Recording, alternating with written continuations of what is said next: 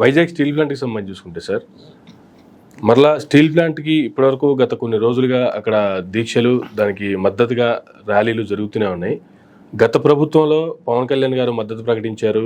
ప్రైవేటీకరణ చేస్తామంటే ఊరుకోము, నాకు ప్రధానమంత్రి గారి ఆఫీస్ తెలుసు, ప్రధానమంత్రి గారితో నేరుగా సంబంధాలు ఉన్నాయి, నేను వెళ్తాను, కూర్చుంటాను, మాట్లాడతాను, నేను ఆపేస్తాను అన్నారు. కానీ ఇవాళ పోలీసులు పెట్టి మరీ అక్కడ ధర్నా చేస్తున్నటువంటి వాళ్ళని, సామరస్యంగా దీక్ష చేస్తున్నటువంటి వాళ్ళని లాక్కెళ్ళి అరెస్టులు చేస్తున్నటువంటి పరిస్థితి. ఇప్పుడు సడన్గా అసలు ఈ స్టీల్ ప్లాంట్ అంశం ఎందుకు వచ్చింది సార్? అసలు నేను ఒక మాట చెప్పనా, is all diverting politics. First thing, రెండు విషయాలు మీకు చెప్తా. ఒక పెట్టుబడిదారీ వ్యవస్థతో గత ప్రభుత్వం చేసిన యుద్ధానికి ప్రజలు తిరస్కరించారు.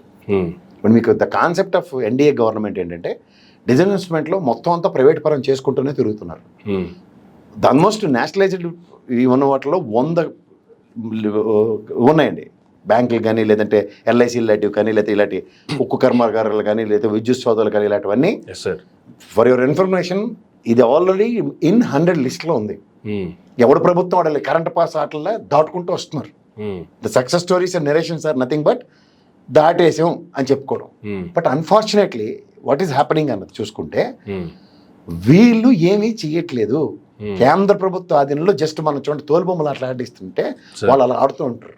ఓకే, సో ఇక్కడ ముఖ్యంగా ఈ రోజు చెప్పిన మాటకి ఆ రోజు చెప్పిన మాటకి ఎక్కడ పొంతం లేదు. ఇది కనీసం సంవత్సరం పాటు ఆయన జగన్మోహన్ రెడ్డి గారు ఉద్యమం చేసుకొని ఇచ్చారు వాళ్ళని. అవును, అట్లీస్ట్ నిరసన తెలియజేయడం, మాకు దీన్ని ప్రైవేటీకరించడానికి మేము నిరసన తెలియజేస్తున్నాం అన్న దగ్గర. ఈ ప్రభుత్వం రాగానే కేంద్ర ప్రభుత్వ ఆధీనంలో ఉన్న ఈ ప్రభుత్వం ఆ విధి విధానాలనే ప్రజల మీద బుల్డోస్ చేస్తుంది. ఇది గమనించండి ఫస్ట్. రెండోది, దానికి అధికృత మూలధనాన్ని ఎప్పుడో డివిడెండ్ రూపంలో కేంద్ర ప్రభుత్వానికి చెల్లించేసింది. దానికి ఉన్నది ఒకే ఒకటి, దానికి ఓఎండిసి నుంచి ఎప్పుడైతే ముడి సరుకు కోసం ఒరిస్సాతో ముడి పెట్టారో, గత ఒరిస్సా నుంచి వచ్చిన ఉక్కు మంత్రి చేసిన పితలాటకమే ఈ రోజు దాకా మనం తట్టుకోలేని పరిస్థితి. దాన్ని సేమ్ ఇవాళ కేంద్రం నుంచి కుమారస్వామి గారు వచ్చారు, తర్వాత జరుగుతున్న అలజడి చూడండి. ఎందుకంటే వీటో పవర్స్ కావాల్సిన దగ్గర ఇద్దరు గెలిచారండి. ఆ ఇద్దరు గెలిస్తే ఉక్కు మంత్రి ఇచ్చాడు. మనం ఏమో ఇంత కష్టపడి 17 మంది వచ్చి ప్రభుత్వం నిలబడుతుంది. విమానయాన శాఖ ఎంత అదాని వెనకాల పనిచేయడానికి రామ్మోహన్ రెడ్డి గారి లాంటి వ్యక్తికి విమానయాన శాఖ.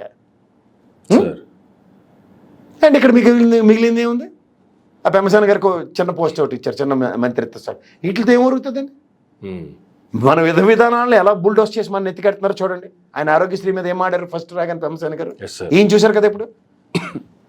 సో డిస్క్రిప్షన్స్ ఆఫ్ రెస్పెక్టివ్ మినిస్టర్స్కి మన దగ్గర పవర్ ఉండి కూడా ట్రాన్స్ఫార్మర్ లేకుండా కరెంట్ వస్తుంది, ఇంట్లోకి వస్తుందా? వీధిలో ట్రాన్స్ఫార్మర్ పేలిపోతే మన ఇంట్లో అంతా కరెంట్ ఉందండి, మా దగ్గర సూపర్ అండి అంటే, బయట నుంచి నీకు పవర్ సప్లై లేకుండా ఏం చేస్తారు మీరు? ఆ పవర్ సప్లై లేని ప్రభుత్వాలు స్థాపించి ఎవరిని ఉద్ధరిస్తారు మీరు? నియంత్రిస్తుంటే, నియంత్రణకి గురవుతున్నప్పుడు చాలా కష్టం అండి. స్టేట్ ట్యాక్సెస్ వీటిలో మీద కియా మోటార్ మీద దగ్గర 850 కోట్ల పైన వస్తుంది స్టేట్ ట్యాక్స్ రాష్ట్ర ఖజానాకి. Equal to years together. ఎప్పుడు స్టీల్ ప్లాంట్ స్థాపించిన కాడి నుంచి 850 కోట్ల సాలన ఏమీ కాకుండా ఇస్తుంది ట్యాక్స్ స్టేట్ గవర్నమెంట్కి. కేంద్ర డివిడెండ్ రూపంలో దాని మీద అధికృత మూలధనం ఏదైతే ఇన్వెస్ట్ చేశారో ఆ ఇన్వెస్ట్మెంట్ డబ్బులు ఎప్పుడో ఇచ్చేశారు. ఆ మహానుభావుడు వాజ్పేయి గారు రెఫరెన్స్ చేస్తే, ఆ బీఎఫ్ఆర్కి రెఫర్ చేసినప్పుడు దీనికి ముడిసరికి ప్రాబ్లం ఆయన ఓఎండిసి నుంచి ఇన్నోవేట్ చేసి ఇచ్చారు. తదనంతర పరిణామంలో ఈ రోజుకి కూడా మీరు ఇంకోటి గమనించండి, ఆంధ్రప్రదేశ్లో ఈ ఓబులాపురం మైన్స్ ఉంటాయి. మనవాడు రాజశేఖర రెడ్డి గారి గవర్నమెంట్, చంద్రబాబు నాయుడు గారి గవర్నమెంట్లో వస్తే విపరీతం లాసెస్. గాలి జనార్దన్ రెడ్డికి ఇచ్చేట కోట్లు బంగారు కమోడ్లు పెట్టుకుని ఇంట్లో తిరిగేస్తాడు. ఎలా జరుగుతాయండి ఈ అద్భుతాలు? ఎలా జరుగుతున్నాయి అద్భుతాలు? అంటే ప్రభుత్వ పర్యవేక్షణ ఎంత దయనీయంగా ఉందో చూడండి. ఆ రోజు గాలి జనార్దన్ రెడ్డి గారు, ఈ పయ్యావుల కేశవ్ గారు వెళ్ళలేరు దానికి ఇన్స్పెక్షన్కి. అంటే రెండుంది, రాష్ట్రంలో ఉన్న ముడి సరుకుని మనకి అనుసంధానించే పరిస్థితులు లేక. ఇప్పుడు ఇక్కడ ఈ కోల్ పరిశ్రమ ఉంది, ఇక్కడ ఏది మన సింగరేణి కోల్. ఆంధ్రప్రదేశ్కి ఎంత దూరం అండి? ఉమ్మడి రాష్ట్రంలో కూడా ఎలకేషన్స్ లేవు దానికి అక్కడి నుంచి. ఇవన్నీ ఉండి కూడా ప్రభుత్వాలు నిమ్మక నీరు ఎత్తినట్టు చూస్తూ కేంద్ర ప్రభుత్వ ఆధీనంలో ఉన్నాయని చెప్పి కాంగ్రెస్ వాళ్ళు తాత్సారం చేసుకుంటూ కూర్చుని దానికి అనవసరంగా గోరుతో పోయి గొడ్డల దాకా తీసుకొచ్చి కూర్చోబెట్టారు. ఇది కేంద్రంలో ఇద్దరు ప్రభుత్వాలది తప్పేనండి. డిజిన్వెస్ట్మెంట్ స్కీమ్ మన్మోహన్ సింగ్ గారు ఆ మానబోర్డు తీసుకొచ్చాడు. దాంట్లో ఏమనుకుంటారు, మనకి ఐడిపిఎల్, హెచ్ఎంటీ లాంటివి ఏవో డిజిన్వెస్ట్మెంట్ స్కీమ్లో తీసుకొచ్చి ప్రభుత్వ రంగం నుంచి ప్రైవేటీకరణ, వోల్టాస్ అయితే అదే పని చేశారు కదా, ఆల్విన్ తీసుకొచ్చి. నేను చెప్తాను, ప్రాఫిట్ మాడ్యూల్లో ఉన్న వాటిని ఎలా కావాలంటే అలా గేమ్ చేసేసుకుంటున్నారు. ప్రఫుల్ పటేల్ ఉండేవాడు, ఇక్కడ ఏమి కాకుండా బేగంపేట ఎయిర్పోర్ట్ నిర్దాక్షిణ్యంగా ఆపేయగలిగాడు డొమెస్టిక్ సర్వీసెస్ లేకుండా. అసలు స్టేట్ ఏర్పడినంటే 5 ఎయిర్పోర్ట్లు బేర్ మినిమం ఉండాలి మనకి. కానీ ఇక్కడ బేగంపేటని ఫంక్షనింగ్ చేయకుండా చేయగలిగాడు, బీయింగ్ ఏ ఏవియేషన్ మినిస్టర్. తదనంతర పరిణామంలో ఇలాగే ఉంటాయి సార్. ప్రభుత్వం అనుసంధానించే విధానాలు నెక్స్ట్ వచ్చి కూడా దాన్ని కరెక్ట్ చేయరు. మీరు గమనించండి. సార్ ఎంత ఆదర్శాలు చెప్తారు కదా బీజేపీ వాళ్ళు. ఆ మహానుభావుడు వాజ్పేయి గారిని, అద్వానీ గారిని 25 పక్షాలు తలుచుకుని ఆయనే కరుణించాడు మనకి. ఆంధ్రప్రదేశ్లో స్టీల్ ప్లాంట్కి BFR రిఫర్ కాకుండా అవును చేతులు ఎత్తేసిన మూమెంట్లో. ఇప్పుడు ఫ్యాబ్రికేటెడ్ లాసెస్ ఏంది, హ్యూజ్ ఎక్స్పాన్షన్కి వెళ్ళారు వాళ్ళు. దాని సామర్థ్యం పెంచుకొని. ఎవరికైనా సామర్థ్యం పెంచినోడికి రివార్డులు ఇస్తారు, కానీ దానికి ఏం చేస్తారంటే దాన్ని బలేసేస్తున్నారు. ఇది చాలా బాధాకరమైన విషయం సార్. అంచేత ఈ పవన్ కళ్యాణ్ గారు లాంటి వాళ్ళు ఆ రోజు మాట్లాడుతున్న మాటలకి ఈ రోజు మాటలకి అసలు పొంతనే లేదు. ఆ పైపచ్చి వీళ్ళకి అవగాహన లేదు దాని మీద. కనీసం అసలు ఫస్ట్ డే మీకు గమనించట్లేదు, ఉద్యమానికి నేను వస్తానని చెప్పిన తర్వాత అక్కడి నుంచి పరారాయన. ఎప్పుడు గత గవర్నమెంట్లో ఉన్నప్పుడు అవన్నీ క్లియర్ కట్గా తెలుస్తున్న తర్వాత కూడా ఇంకా అభూత కల్పనలో ఈ సినిమాటిక్ వేలో నటిస్తారంటే ప్రజలకి బాధ్యత వహించమనాలి. ఇప్పుడు మీకు ఒకటి చెప్తా sir, the main motto of this thing ఇప్పుడు ఏదైతే జరుగుతున్నా, ఇప్పుడు అమరావతి రాజధానిగా చేస్తానన్న దగ్గర అది సాధక బాధకాలకి మీద అవగాహన జగన్మోహన్ రెడ్డి అని చెప్తాను. ఎందుకంటే అతను తీసిపడి వచ్చేవారైనా సరే, కానీ కరోనా టైంలో కూడా పారాసెటమాల్ వేసుకోవాలి, ఇంట్లో ఉండాలి, ఎవడ పని అటు చేసుకోవాలని చెప్తే దాని అవహేళనకు గురైతే తర్వాత ప్రపంచం అంతా అదే ఫాలో అయింది. ద సేమ్ సినారియో అమరావతి విషయంలో ఇది హ్యూజ్ ఇన్వెస్ట్మెంట్, డెడ్ ఇన్వెస్ట్మెంట్ టైప్లో కాన్సెప్ట్లో డ్రైవ్ అయినప్పుడు ఏమవుతుందో చూడమనండి. ఇప్పుడు ప్రభుత్వ పరంగా దానికి రాజధానికి చేయవలసిన పనులు ప్రభుత్వం ఏం చేయాలో చేసేసింది. ఇంకే డెవలప్మెంట్ అంటే నాకు అర్థం కదా.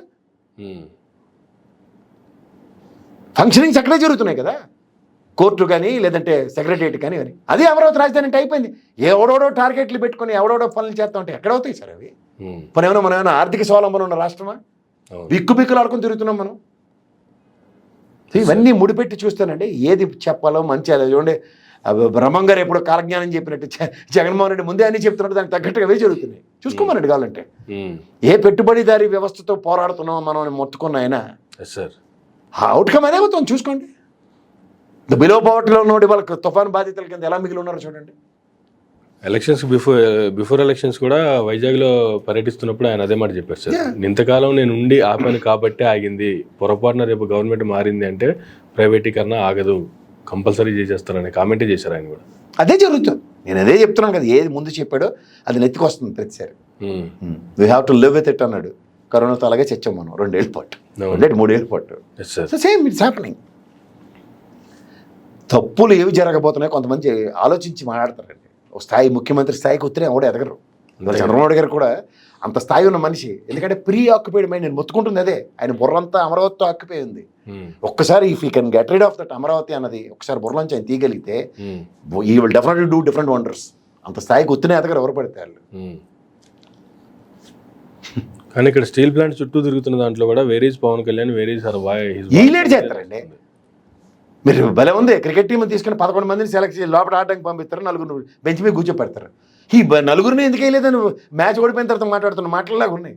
వీళ్ళు అయితే అయిపోతాయి. వీళ్ళు క్యాప్టెన్ ప్రాస్పెక్ట్లు వీళ్ళు ఎందుకు పనికిరాలని ఆడ కూర్చోపెట్టారు. వాళ్ళని తీసుకొచ్చి మీరు మెయిన్ టీంలో ఏమంటే ఏమైనా అర్థం ఉందా? ఏడు చేస్తారు పవన్ కళ్యాణ్ వీళ్ళు చెప్పండి. మీకు ఇంకో మాట చెప్తా, కార్మిక సంఘాలని డెసిషన్ మీద ఆ రోజు చంద్రబాబు గారు అకంపెయిన్ చేశారు. But deliberation has come from respect to Vajpayee గారి దగ్గర నుంచి వచ్చింది sir. It's a matter of fact. BFRకి రిఫర్ చేశారు దీన్ని. దీనికి ప్రాబ్లమే మూడుసారు. కానీ అలాంటి దార్శనికుడు కావాలి. వాడు వాజ్పేయి లాంటి దార్శనికుడు. ఆలోచించగలిగే వ్యక్తి, మేధావి కావాలి. ఇప్పుడున్న వాళ్ళకి ఎవరికి ఉందండి, అసలు ఎవరికీ లేదు. I can challenge that. ఎందుకంటే అలా ఆలోచించే దేశ ప్రగతిని పురస్కరించుకునే విధానాల్లో ప్రైవేట్ సెక్టర్, పబ్లిక్ సెక్టర్ అనే దాంట్లో పబ్లిక్ సెక్టర్ని పరిరక్షించే మహనీయులు రేరెస్ట్గా ఉంటారు. అది వాజ్పేయి లాంటి వ్యక్తి ఒక్కడే ఉంటాడు. అలా ఆలోచించగలిగితే ఇన్ని వ్యవస్థలు ప్రైవేటీకరణ కావు, ఇన్ని లక్షల కోట్లు అప్పులు కావు కదా సార్. అదే the motto of disinvestment has totally diluted. నేను చెప్తుంది అదే. ఇక్కడ ఉన్న IDPL, HMT లాంటివి తీసుకెళ్లి మీరు ప్రైవేటైజ్ చేయండి, ఎవడు బాధపడం. అది పునరుద్ధరించబడిందని. IDPL నుంచి ఎత్తుకొచ్చిన సామాన్లతో ఈ రెడ్డి ల్యాబొరేటరీస్, అరవిందో ఇలాంటివన్నీ బ్రహ్మాండంగా ఫ్లరిష్ అయిపోతాయి. కానీ ఇక్కడికి వచ్చాక వీళ్ళు ఎందుకు ఫ్లరిష్ వాళ్ళు అయిపోయారు? అవును, సేమ్ వైజాగ్ స్టీల్ ప్లాంట్కి ఏది అన్యాయం జరగబోతుందో ఆల్రెడీ ప్రాక్టికల్గా IDPLకి అదే అన్యాయం జరిగింది. రెడ్డి, అరవిందో అటువంటి అద్భుతాలు చేసేస్తాయట, IDPL చేయలేదట. ఎందుకు చేయలేదు? వీళ్ళందరూ అక్కడి నుంచి ఆ చెట్టుకాయలే, అంతే కదా, ఆడి నుంచి ఆవిష్కరించబడిన సైంటిస్టులు వీళ్ళందరూ. అంతేగా. చేత ఇలాంటివి ప్రజలు ఒకటి గుర్తుంచుకోండి సార్, ప్రజాస్వామ్యంలో ప్రజలు పార్ట్ అండ్ పార్సల్స్గా ఉంటారన్నది ఒక ఇల్యూజన్. కానీ ప్రజలు ప్రజాస్వామ్యంలో లేరన్నది వాళ్ళకి తెలియట్లేదు. ప్రజాస్వామ్యంలో ప్రజలు ఉండడం అంటే అమెరికా లాంటి దగ్గర జరుగుతున్న డెమోక్రసీ లాంటిది. బట్ మన democracy is totally different. Hmm. Election రోజు మాత్రమే ఆడికి డిస్క్రిప్షన్స్, తర్వాత ఇంట్లో కూర్చొని బెచ్చేట ఆడుకోవడమే, ఓకే. ఏది సంబంధం ఉండదు. తర్వాత ఇంకోటి చెప్తున్నా, ప్రభుత్వం ఎప్పుడైతే బిలో పవర్టీ వాళ్ళని పరిరక్షించడానికి మాత్రమే ఈ ప్రభుత్వాలు ఉంటాయి, మళ్ళాటోడికి కాదు. ఇది కూడా ప్రజలు గ్రహించట్లే. మాధ్యమాల త్రూగా ప్రభావితమై ప్రభుత్వ స్థాపనలు జరిగినంతకాలం ఈ దౌర్భాగ్యం అలాగే ఉంటుంది. అంతకనే తెలియదు సార్.